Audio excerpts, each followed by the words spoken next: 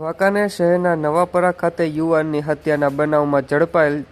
આરોપીઓના remand પૂર્ણ થતાં jail હવાલે કરાયા. બાબતે પ્રાપ્ત માહિતી મુજબ વાંકાનેર શહેરના નવાપરામાં દિવાળીની રાત્રિના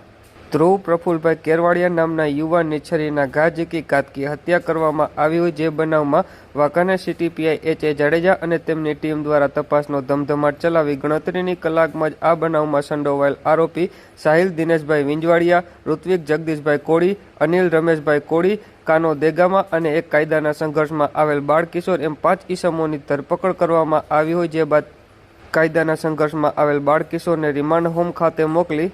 અન્ય 4 આરોપીઓના 2 દિવસના રિમાન્ડ કોર્ટ દ્વારા મંજૂર કરવામાં આવ્યા હોય, જે રિમાન્ડ આજ રોજ